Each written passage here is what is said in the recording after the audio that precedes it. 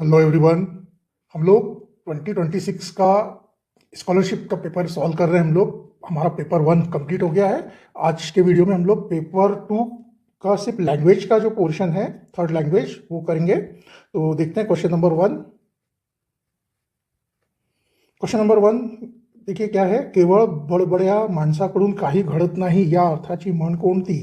तो इसका आंसर आ रहा है ये फोर्थ वाला, गरजेल तो पडेल काय। ठीक है ना। जो बड़ी बड़ी बातें करते हैं ना, वो कोई काम करते नहीं है, सिर्फ बातें ही करते रहते हैं। तो हिंदी में है ना, जो गरजते हैं वो बरसते नहीं, वो है ये। ठीक है, चलिए अब क्वेश्चन नंबर 2 देखिए। पुढीलपैकी जोड शब्द असणारा पर्याय निवडा। दोन अचूक पर्याय निवडा, मतलब इसके आंसर देना है। तो इसमें से एक है पहला वाला, सवता सुभा, दूसरा है सडा सारवण। ठीक है। उसके बाद में देखिए क्वेश्चन नंबर 3, वर्गात उभे राहून अवघड चरण चरण पाठ करता करता माझे चरण दुखू लागले। तो है ना, तो ये सेंटेंस दिया हुआ है। या वाक्यात नंतर आलेल्या चरण या शब्दाचा योग्य अर्थ कोणता? तो ये जो चरण मतलब पैर अपने, है ना, पाय। तो उसका आंसर आता है ऑप्शन नंबर 3। क्वेश्चन नंबर 4 देखिए। सहस्राक्ष या शब्दात एकूण किती व्यंजने आली आहेत? तो इसमें देखिए व्यंजन मतलब क्या होता है। देखिए जैसे ये सहस्राक्ष, इसको अगर हम ऐसा ब्रेक ब्रेक करके देखेंगे तो ये क्या हो जाएगा। देखो स, है ना, उसके बाद में ये थोड़ा कम कर देता हूँ। स, देखो स, फिर इसमें स्वर आ जाता है। ठीक है ना। फिर ह, आधा ह, ये व्यंजन है, इसमें आता है, ऐड होता है। ठीक है ना। सह, फिर उसके बाद में क्या है, फिर से स। ठीक है, फिर उसके बाद में प्लस र। ठीक है ना। स में र जुड़ा हुआ है। ठीक है, फिर उसके बाद में उसमें आ जुड़ा हुआ है। ठीक है, आ, सहस्राह। हाँ, और प्लस उसके बाद में को आता है, को, फिर ओ, फिर श, फिर ओ। तो देखिए इसमें व्यंजन कौन कौन से हो गए। एक स है, फिर ह, फिर स, फिर र, फिर क, और एक श। तो 1 2 3 4 5 6, मेरे हिसाब से तो इसका आंसर 6 है। चलिए नेक्स्ट देखते हैं क्वेश्चन नंबर 5। क्वेश्चन नंबर 5, आयुष्यातील प्रत्येक गोष्ट शाळेमध्ये शिकून येत नसते या वाक्यातील विशेषण कोणते? तो इसका आंसर आता है ऑप्शन नंबर 3, प्रत्येक। पुढील वाक्यातील रिकाम्या जागी कोणते केवल प्रयोगी अवयव येईल? तो यहाँ पे ब्लँक असं घडायला नको होतं, तो अरे रे असं घडायला नको होतं। ठीक है। क्वेश्चन नंबर 7 में देखिए, मी रोज व्यायाम करतो या वाक्यात आलेल्या सर्वनामाचा प्रकार कोणता? तो इसका ऑप्शन है, आंसर है ऑप्शन नंबर 2, पुरुषवाचक। श्रावणीने आपली चित्रे प्रदर्शनात मांडली या वाक्यातील अधोरेखित शब्दाचे लिंग ओळखा। तो चित्रे का कोई लिंग नहीं होता है, नपुंसक लिंग है। ठीक है, चलिए नेक्स्ट देखते हैं क्वेश्चन नंबर 9। क्वेश्चन नंबर 9 देखिए, वचन प्रकारानुसार विसंगत नाम कोणते? तो इसका आंसर आता है ऑप्शन नंबर 3, कंदील। क्वेश्चन नंबर 10 देखिए, विराम चिन्हाचे नाव व त्याचे चिन्ह यातील अयोग्य जोड़ी निवडा। तो स्वल्प विराम बराबर है, अर्धविराम बराबर है, उद्गार चिन्ह भी बराबर है, अपूर्ण विराम जो है ये गलत है। तो ये है ना, हमको अयोग्य जोड़ी बताना है। ठीक है ना। तो इसका आंसर है ऑप्शन नंबर 3। 11 देखिए, पुढीलपैकी रीती भूतकाळाचे क्रियापद ओळखा। इसका आंसर है ऑप्शन नंबर 2, सांगत असे। उसके बाद में 12 देखिए, गोव्यातील पर्यटन हे प्रवास वर्णन कोणी लिहिले आहे? तो ये जो है प्रवास वर्णन, है ना, जो किन्होंने लिखा है, रमेश महाले ने लिखा हुआ है। तो इसका आंसर है ऑप्शन नंबर 3। राष्ट्रीय विज्ञान दिन कोणत्या दिवशी येतो असतो? तो है ना, नेशनल साइंस डे 28 फरवरी को होता है, 28 फरवरी। ठीक है, अभी आने ही वाला है जस्ट। चलिए नेक्स्ट देखते हैं क्वेश्चन नंबर 14 to 16 के लिए। देखिए यहाँ एक कविता दी हुई है, इसे पढ़िए आप अच्छे से, मैंने पढ़ लिया है। ठीक है, तो क्वेश्चन नंबर 14 में क्या है, कोणाचे अंग थरथर कापत आहे? तो यहाँ पे देखो पाखरांचे रंग जे अंग आहे ते थरथर कापत आहे, इसका आंसर आता है ऑप्शन 3। तो यहाँ पे देखिए अच्छे से आप पढ़ेंगे तो ये देखो, झुंबे अंगा वारे, काया थरथरे, काया म्हणजे शरीर, है ना, तो शरीर थरथर काँप रहा है, घरट्यात घुसुनिया बसली पाखरे। तो पाखरों, है ना, जो पाखरे हैं, पक्षी जो हैं, उनके अंग थरथर काँप रहे हैं। ठीक है, नेक्स्ट देखते हैं क्वेश्चन नंबर 15।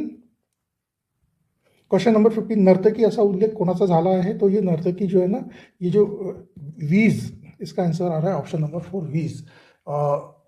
ना लाइटनिंग जो होती है ना, तो वो नर्तकी जैसे डांस कर रही है ना, उस इस तरह से लिखा हुआ है कविता में। आप पढ़ेंगे तो आपको समझ में आ जाएगा। क्वेश्चन नंबर 16 देखिए, कवितेतील वर्णनाशी न जुळणारा पर्याय निवडा, दोन अचूक पर्याय निवडा।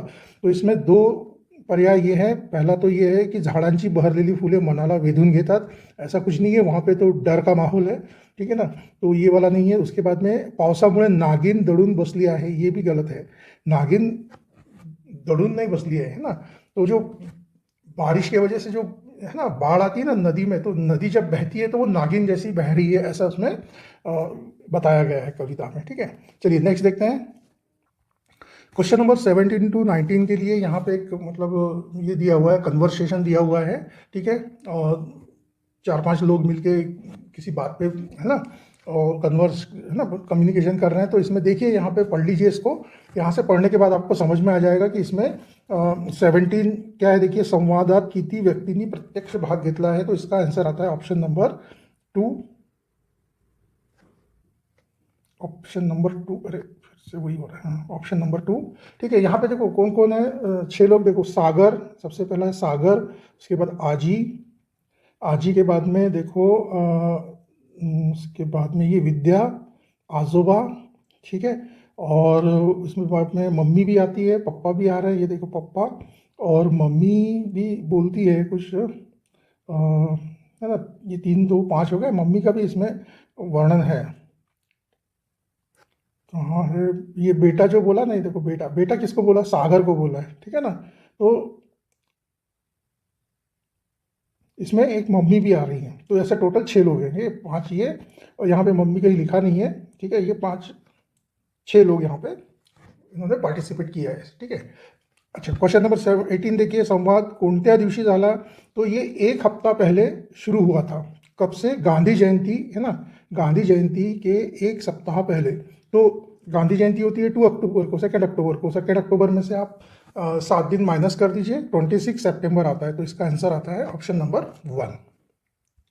क्वेश्चन नंबर 19 में देखिए, कोणत्या उपक्रमात अनेकांनी उत्स्फूर्त सहभाग दर्शविला, तो इसका आंसर आता है ऑप्शन नंबर 1, परिसर स्वच्छता, ठीक है। पुढीलपैकी वेगळ्या अर्थाचा शब्द कोणता, गीत, गाने, कवन, ये सभी जो है गीत, गाने, कवन, ये सब इसका मतलब गाना ही होता है।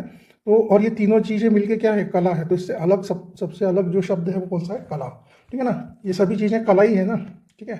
चलिए नेक्स्ट क्वेश्चन नंबर 21 देखिए, पुढीलपैकी कोणती जोडी विरुद्धार्थी शब्दाची आहे, 2 अचूक पर्याय निवडा। तो ये तो समानार्थी है, ये भी समानार्थी है, तो विरुद्धार्थी शब्दों की जोड़ी है 2nd और 4th। क्वेश्चन नंबर 22 देखिए, पुढीलपैकी शुद्ध शब्द निवडा, तो शुद्ध जो है इन चारों में से हितगुज शुद्ध शब्द है, ठीक है।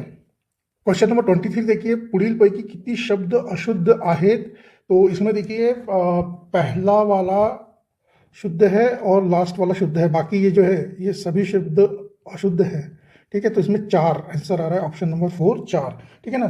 सूर्योदय, इसमें बड़ी ऊ की मात्रा चाहिए, सूर्योदय। चमसमित में छोटी ऊ की मात्रा नहीं चाहिए, बड़ी ऊ की मात्रा चाहिए। क्रीड़ा में भी बड़ी ऊ की मात्रा, बड़ी ई की मात्रा चाहिए। कठिन में भी बड़ी ई की मात्रा चाहिए, ठीक है ना। तो ये चारों शब्द बीच के जो है वो अशुद्ध है।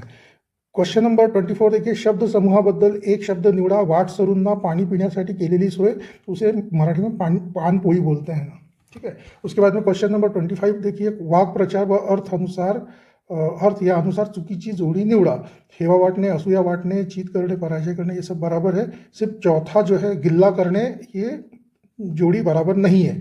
क्यों, क्योंकि गिल्ला करने का मतलब होता है हो हल्ला करना, ठीक है ना, पाठिंबा व्यक्त करने ये नहीं होता है, ठीक है। तो इस तरह से हमारे लैंग्वेज के 25 क्वेश्चन कंप्लीट हो गए हैं। नेक्स्ट वीडियो में हम लोग इंटेलिजेंट टेस्ट के 26 to 50 ऐसे 25 क्वेश्चन करेंगे, और उसके बाद में 50 to 1 to 75 दूसरे वीडियो में। इस तरह से हम लोग पेपर 2 का पूरा एक्सप्लेनेशन देंगे आपको, ठीक है। तो चलिए मिलते हैं नेक्स्ट वीडियो में। धन्यवाद।